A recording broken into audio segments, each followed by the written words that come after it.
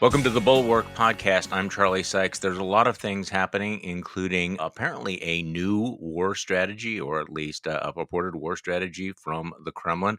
Who better to talk about all of this with than our guest today, our very special guest today?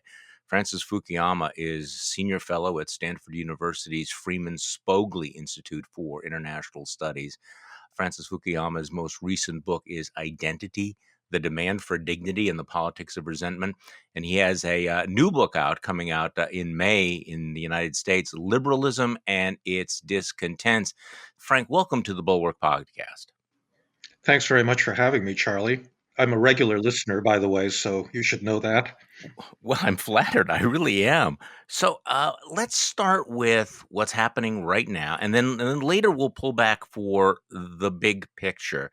This morning, Russia's deputy defense minister came out and said the Kremlin's decided to, in his words, fundamentally cut back military activity in the direction of Kyiv in order to increase mutual trust for future negotiations to agree and sign a peace deal with Ukraine.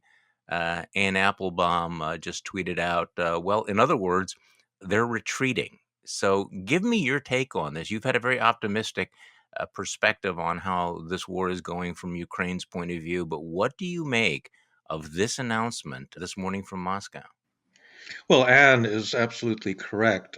The Russians are lying about this as they've been lying about most things.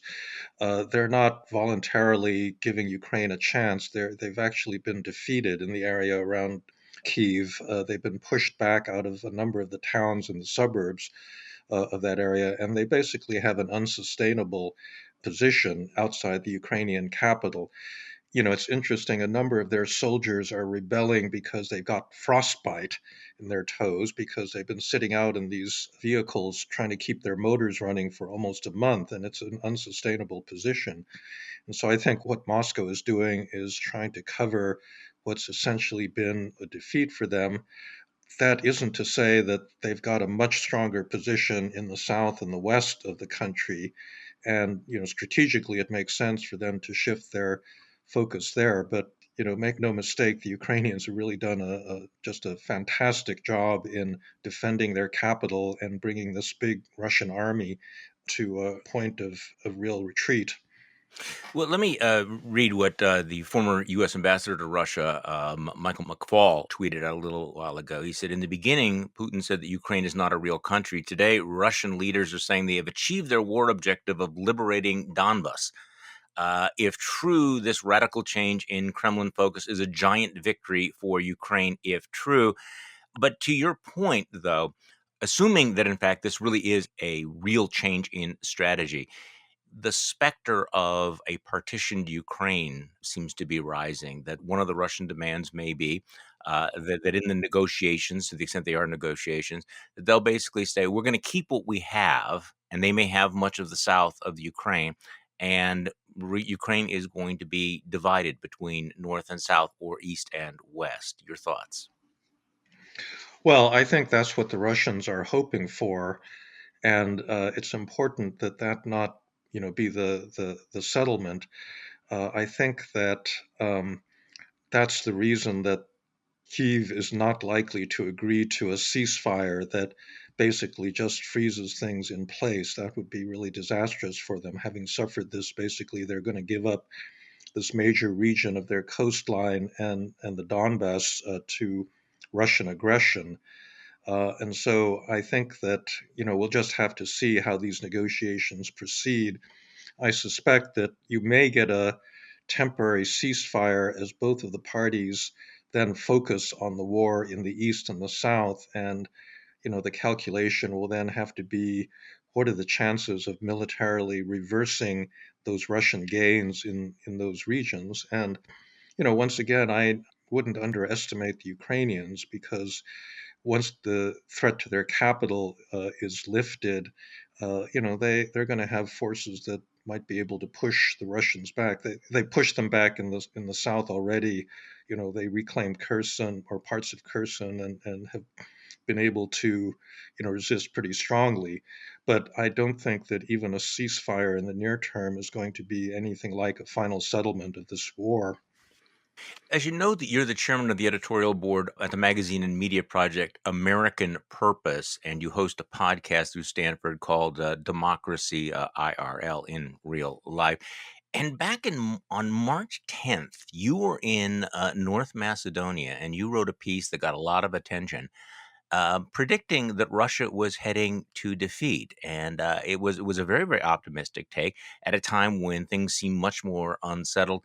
So, looking back on that prediction from March 10th, what made you so optimistic? What were you seeing back then that made you think that the mighty Russian army might actually lose this war?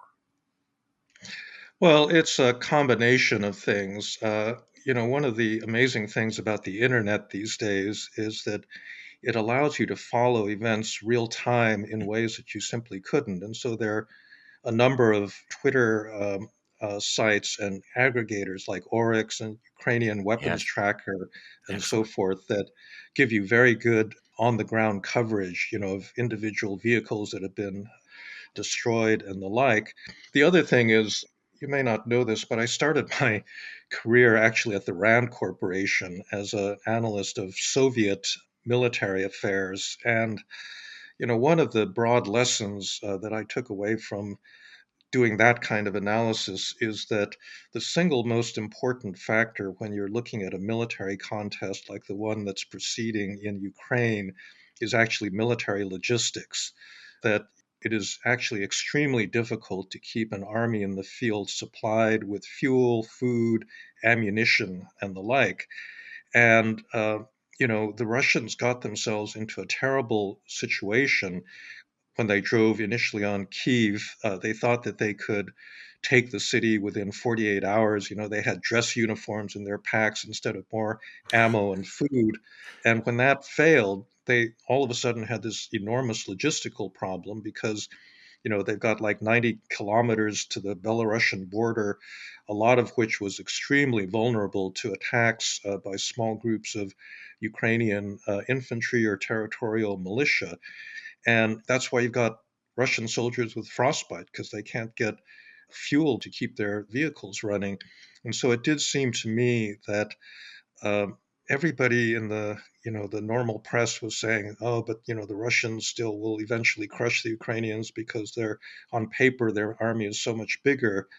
But it does seem to me that field armies like the ones the Russians are deploying don't decline in a linear way. They don't just slowly attrit over time. They basically collapse at a certain point because you just can't keep them supplied.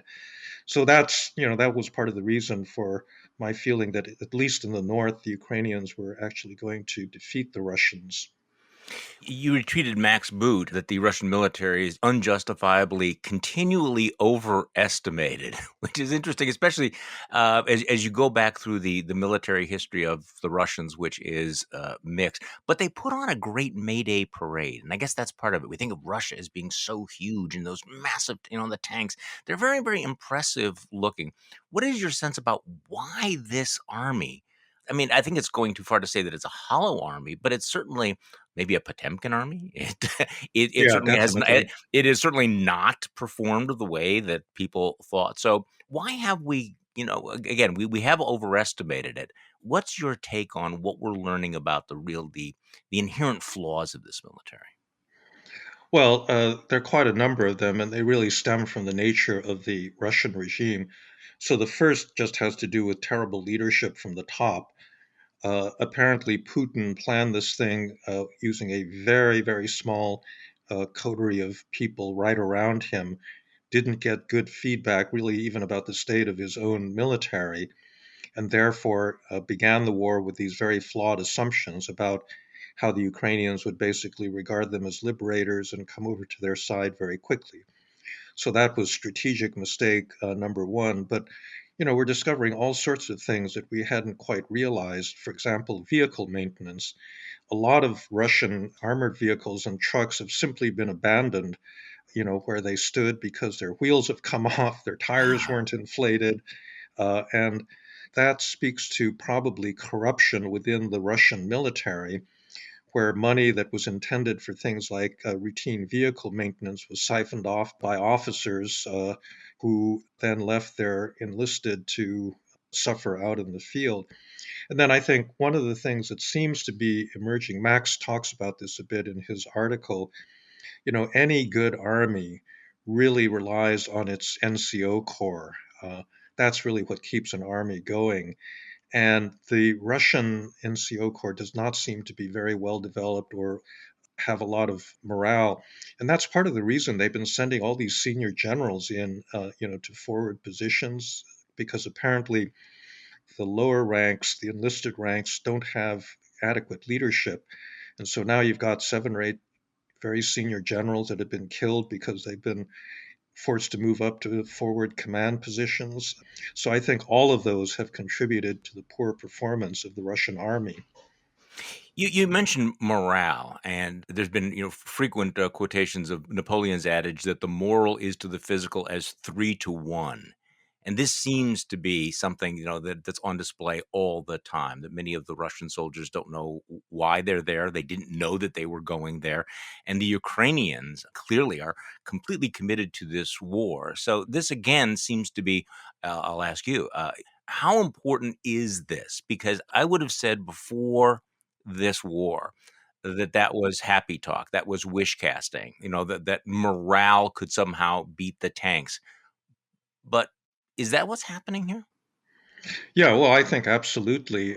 One of the indicators of poor morale on the Russian side is the number of abandoned vehicles or the Mhm, ratio of abandoned vehicles to ones that have been destroyed. The moment one of these trucks or uh, armored personnel carriers gets a little bit stuck, the crew just leaves mhm. because clearly they don't understand why they're there and they don't want to fight to the last. You contrast that with the situation in Mariupol, which everybody is aware is just a horrible, Yeah, it's awful. destruction of an entire city by, long range artillery. But it's amazing that that city hasn't fallen yet. Zelensky gave a speech a day or two ago in which he talked about that. He said that it was amazing that the Russians don't even care about their own, that they haven't been trying to recover their own dead, which any good army, that's like the first priority is to, if you have a fallen comrade, you get his body out of there. And they haven't been doing that. And he said that the stink from rotting corpses of Russian soldiers is just overwhelming in areas where they've been, fighting. Whereas in Mariupol, the defenders are dug in and they don't want to leave either their wounded or fallen comrades, and they don't want to abandon, the civilians that they've been fighting for. It's kind of like Leningrad in reverse, where Mhm, the mhm. Germans invested Leningrad for, over 900 days, and the city managed to hold out for that entire period. Uh, so that appears to be happening, and that speaks to just a tremendous level of high morale on the Ukrainian side and a pretty low one on the Russian side. Well, let's go back to your March 10th article. You wrote that it was much better to have the Ukrainians defeat the Russians on their own, depriving Moscow of the excuse that NATO attacked them. Why is that much better? Why is it important that Putin make this a war against Ukraine, not the war against NATO? Well, there's a number of reasons for this. As you recall, before the war happened, you had a number of commentators like John Mearsheimer that were basically blaming, the whole crisis on NATO expansion. I mean, I don't want to get into that whole argument again. I don't think it's true, but there are plenty of people that were skeptical about the U.S. position in defense of Ukraine, and they were eager to shift the blame away from Russia. And if the next escalation is one involving a NATO attack on Russian forces, then that argument, I think, is going to be revived. Right now, there's this remarkable solidarity within the NATO alliance and uh, on the part of the American public in support of what we're doing currently for Ukraine.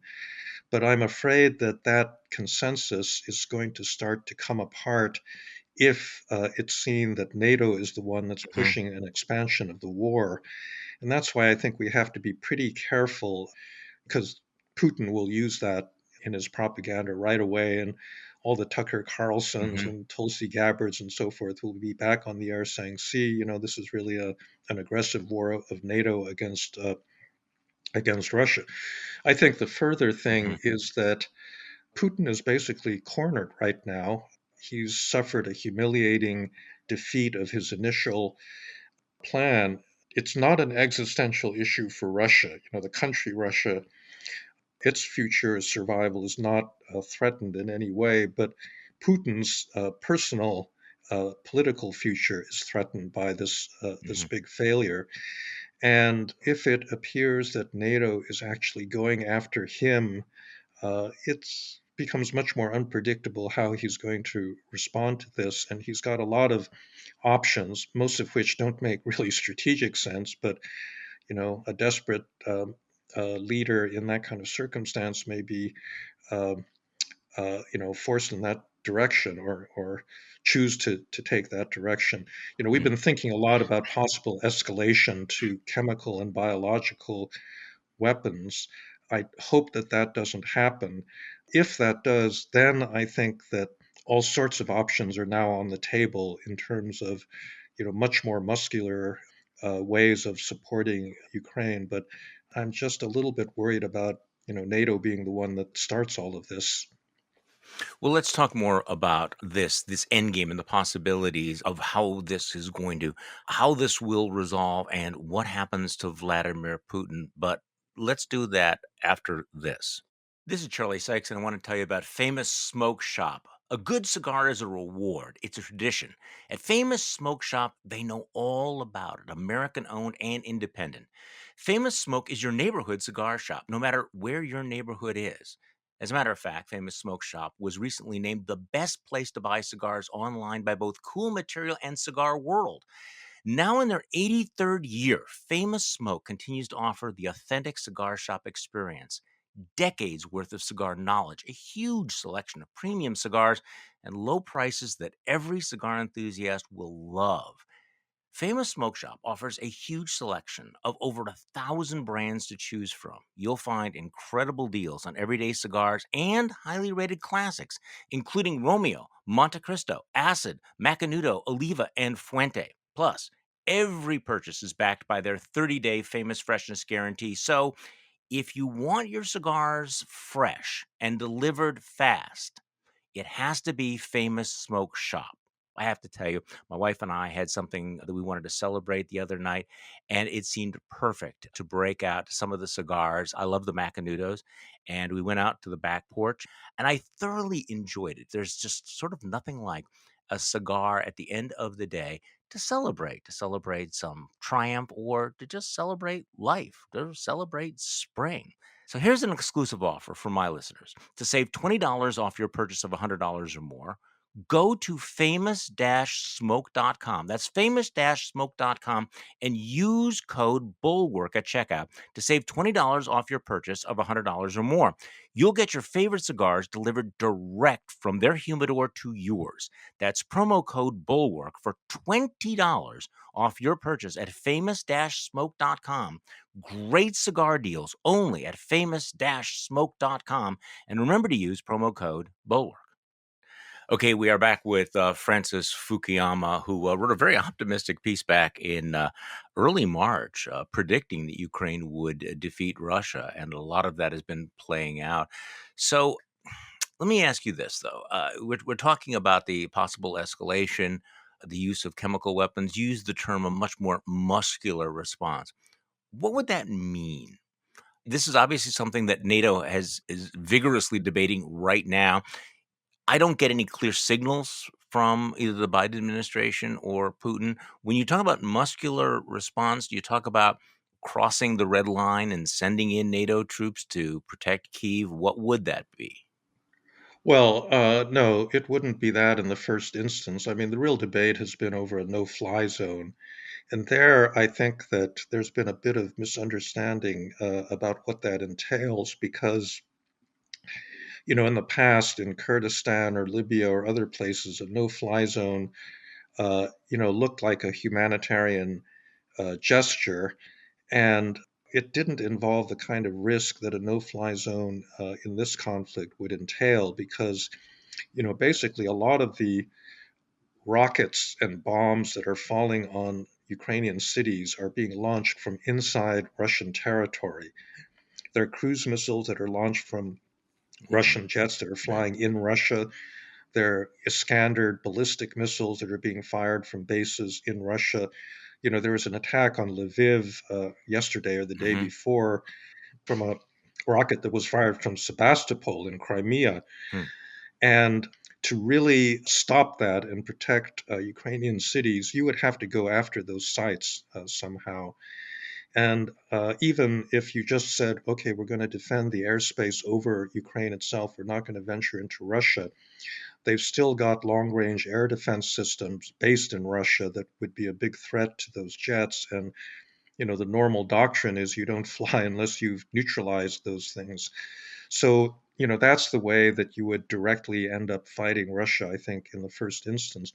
Now, short of that, there's lots that can be done. I think, the administration and the other NATO allies have been, trying to push hard for ground-based air defenses that could be deployed in Ukraine by Ukrainians. And I don't know the status of this. Last week, they were talking about transferring a Mhm. Slovakian S-300 missile system. I don't know whether that's happened yet. There are other types of air defenses that have been introduced.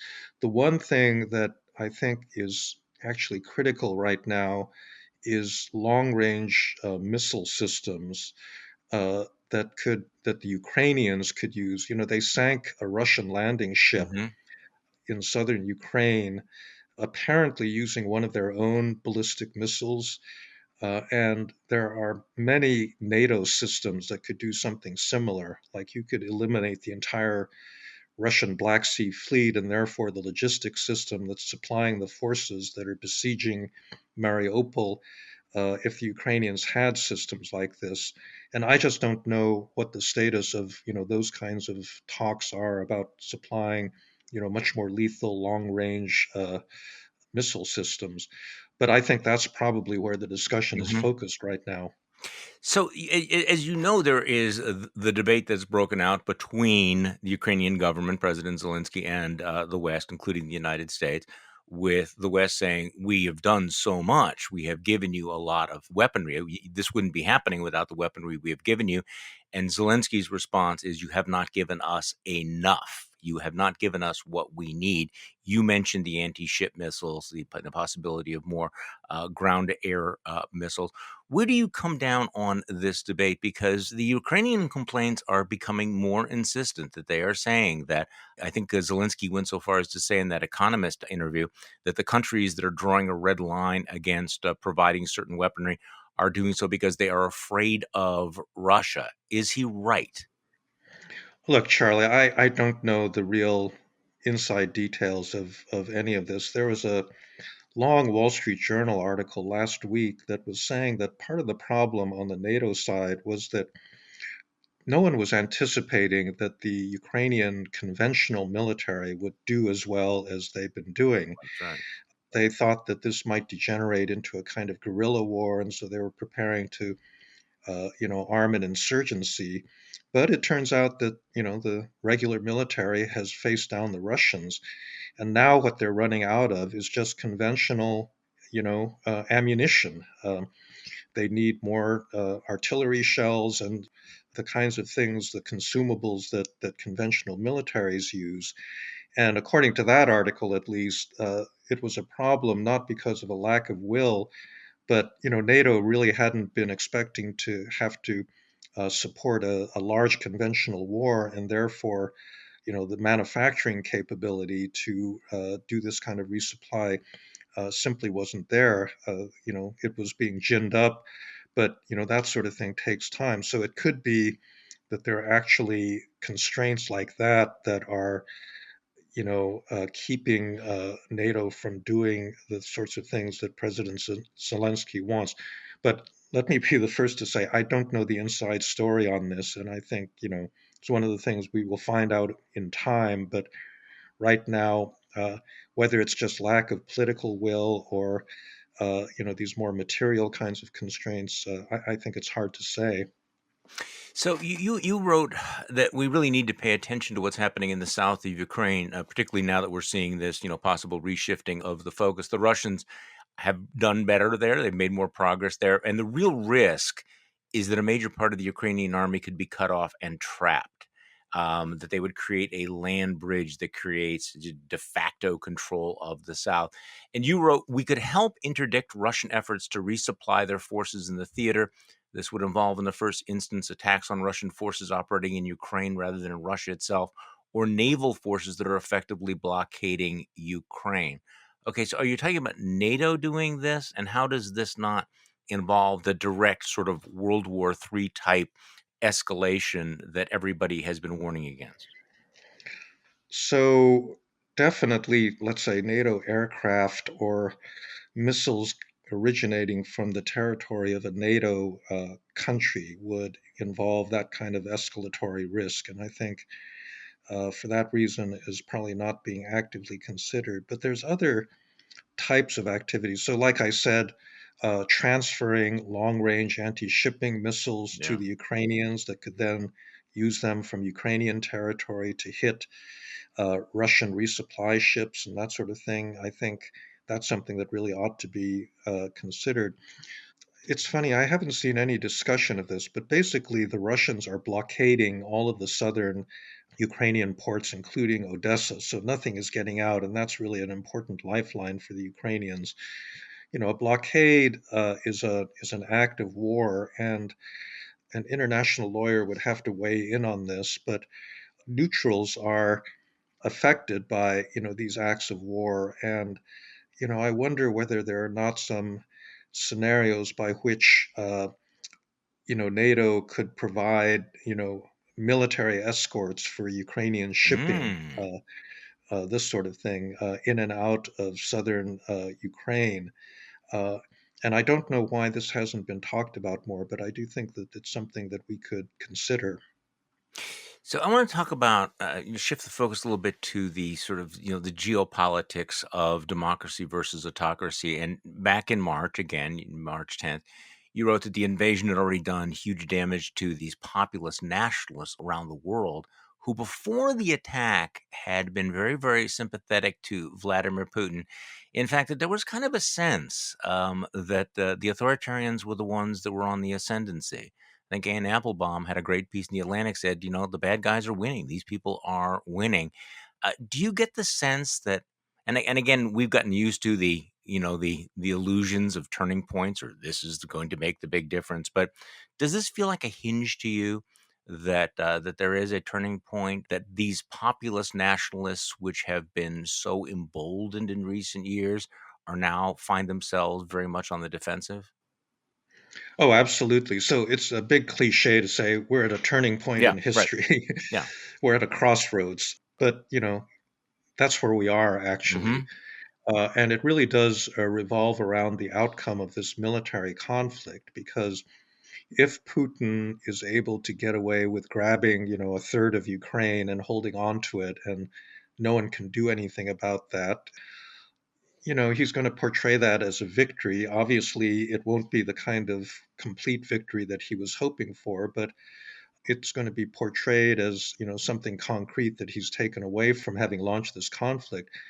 On the other hand, if he's forced to back down, not just in the north, but in the Donbass and other places as well, then it's going to be bad for him because it's very hard for him to cover up what is really a pretty humiliating military defeat. The argument in favor of a strong man is that the strong man can actually accomplish stuff. And if you humiliate a strong man, it's much worse than humiliating a democratic leader because that's what their claim to fame is the fact that they can do stuff. And I think you're already seeing a lot of recriminations inside Russia for why this thing isn't going well. There was a really interesting uh, online piece published by former General Ivasha before the war started, arguing that attacking Ukraine was a stupid idea and that President Putin ought to step down. And this was said by somebody Mm, that had a reputation for being, a kind of hardline Russian nationalist. And, a number of Russian friends of mine have suggested that he actually reflects, a real current of thought in the senior officer corps.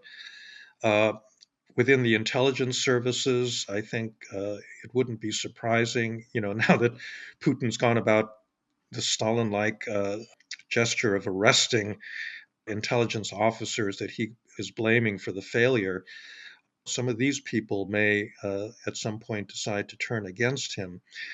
If Putin somehow does not survive this conflict, or if Russia's overall prestige is severely damaged, that's going to have reverberations all across the world.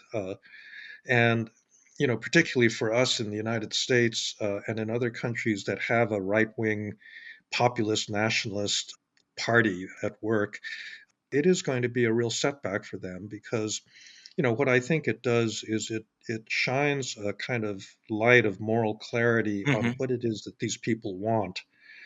Donald Trump, before the war started, said, "How brilliant is it? Yeah, Putin just declared savvy. these two provinces independent, and I wish I could do something like that." And what it really makes clear is that they claim, the populists claim to represent the people, and their power is limited by things like the rule of law, constitutional provisions. And here's a guy, Putin, that actually doesn't have to listen to, that, or he doesn't have to obey those rules, and he can just do what he wants.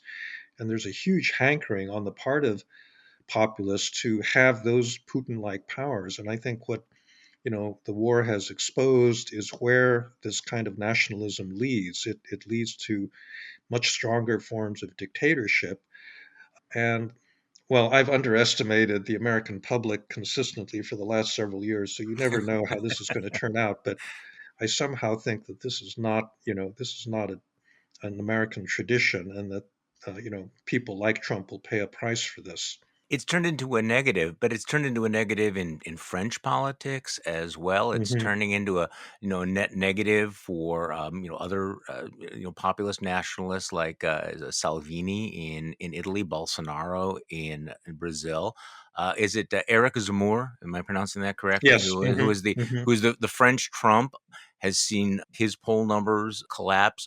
The glow is certainly off Viktor Orban, except in the circles Yeah. where he was glowing. This is what's interesting to me because you wrote back in 2014, you wrote that American institutions were in decay, the state was progressively captured by powerful special interest groups, and your prediction, you basically were calling very presciently calling what was going to happen next. The rise to power of a series of political outsiders whose economic nationalism and authoritarian tendencies were destabilizing the entire national order. Your book about identity, because I think this does identify that this is the master concept that unifies a lot of what's going on in world politics today, the demand for recognition of one's identity and therefore clinging to nation, religion, sect, race, politics, all of this progressivism on college campuses, the emergence of white nationalism. So this has been the dominant strain in our actually in world politics over the last several years. And I guess I sort of want to go back to ask the question. So, do you think this is a turning point to that, or is that just too big a wave? Are there sometimes there's trends that are very difficult to turn simply by events? What do you think? Well, this gets into some of the arguments that I make in my forthcoming book, which is a defense of classical liberalism. Liberalism has always had a weakness because it basically says we're not going to agree on the most important things. We're going to agree to live with each other in peace and tolerate one another despite our differences. And for many people, that's not very inspiring. They really would like to live in a tightly bonded community where everybody's marching in the same direction and it shares exactly the same values and so forth. And I think that historically, liberalism has been seen as the best alternative when people experience the opposite. So it originally came about in the middle of the 17th century after the European wars of religion, that killed a third of the population of Central Europe. And people began to say, well, maybe that's not such a great system. Maybe we Hmm. ought to tolerate people of different religions. It got another big birth after 1945 when it was not religion, but nation that had destabilized Europe and led to all of the carnage of the two world wars. And once again, people said, maybe liberalism isn't such a bad alternative. And I think it's now 75 years, following, the last World War. And particularly since 1991, things have been pretty peaceful and stable for many people around the world. And I think that they just begin to take liberalism for granted. It's kind of the framework. We take it for granted and we forget why it was so Yeah, crucial. yeah. Yeah, and that's why I felt I should write a book kind of defending it in itself. But then also, I think that what Putin has done is, in a way, to demonstrate for a new generation what some of the dangers of the alternatives to liberalism are. That it does lead to uh, intolerance, exclusion, and then, you know, foreign aggression, which then produces war, conflict, unnecessary, death and so forth. And people can see that very vividly. So I hope that one of the consequences of this is at least to remind a whole younger generation that didn't experience the Cold War, didn't live in a dictatorship, just remind them that these things still exist, and that liberalism is not something that just happens by itself. You have to fight for it, you have to struggle for it, and you have to be vigilant. And that's maybe that's a lesson that every generation has to learn on its own. Well, this is the great danger and historical danger for democracy, which is that it becomes complacent. It takes these things for granted. And it strikes me that domestically, the last several years have been a real blow to our complacency. This belief somehow that American constitutional order was immune from history, was immune from some of these other things. And we've seen exactly how fragile many of these institutions are. So with January 6th was a blow to our democratic complacency here, and what's happening in Ukraine is a significant blow to our complacency that somehow we had a world order that was much more settled.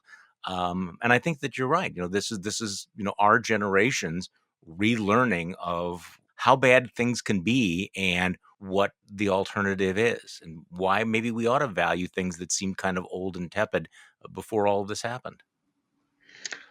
Well, I hope that that lesson is being absorbed. I mean, it's still the case that, a lot of media outlets are leading with Will Smith slapping somebody at the Oscars rather than Isn't that some of something? these deeper issues. And so, that is the problem with a successful liberal society, that people then get preoccupied with, their immediate economic interests, or, with kind of celebrity status, with, the stuff that fills both the legacy and social media, and they're not able to focus on what's really important. But hopefully this is a lesson to everybody, and it will reinforce people's sense of why it's a good thing to live in a liberal society. So let me ask you this, though, since you've mentioned the Will Smith, and we're not going to debate Will Smith versus Chris Rock, I promise. But it raises once again the question of what is the greatest threat? I know you've thought about this deeply. Greatest threat to what is the greatest threat to democracy? Is it external, as we have been discussing? How do you rate the threat to democracy from a citizenry that is disengaged, distracted, not serious, and fed on a diet of disinformation? Leave aside the external attacks. Can democracy work if you have a citizenry that has been dumbed down, lied to, misled, and distracted? Well, a Mhm. classical democratic theory would say no, and I think you can kind of see why it's an important condition of, what people in that tradition used to call virtue, that you Yeah. need a public that is public spirited, that pays attention to events, that has opinions, that is able to mobilize, to support causes that are important to them.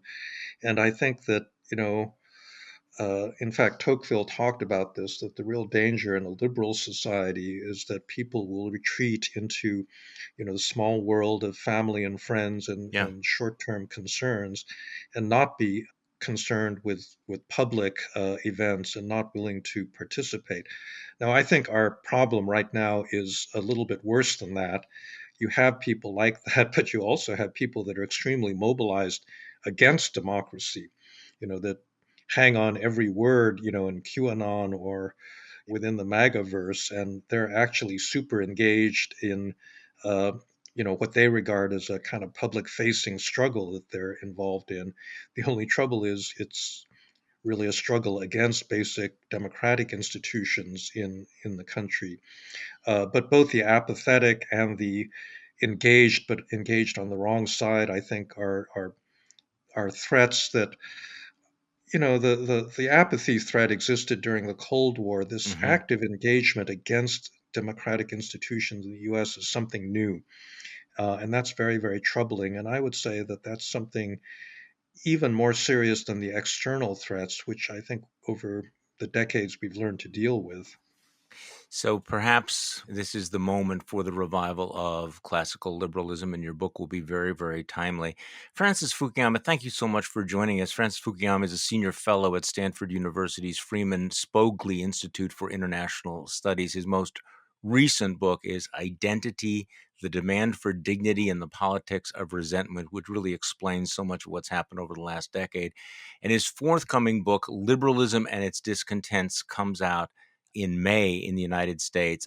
You can also read his work at the American Purpose.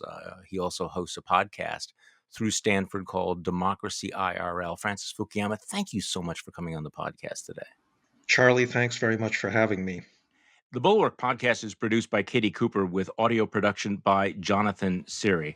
I'm Charlie Sykes. Thank you for listening to today's Bulwark podcast, and we'll be back tomorrow. We'll do this all over again.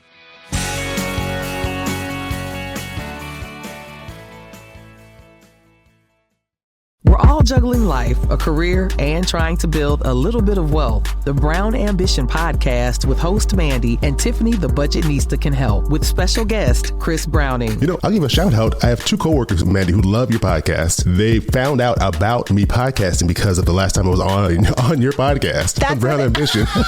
We outed you. Yeah, you did. So spread it out a little bit further. Chances are, if you work in an office with Black women, Brown Ambition is somewhere. Brown Ambition. Listen wherever you get your podcasts. Wherever you get your podcasts. Wherever you get your podcasts. Wherever you get your podcasts. Wherever you get your podcasts.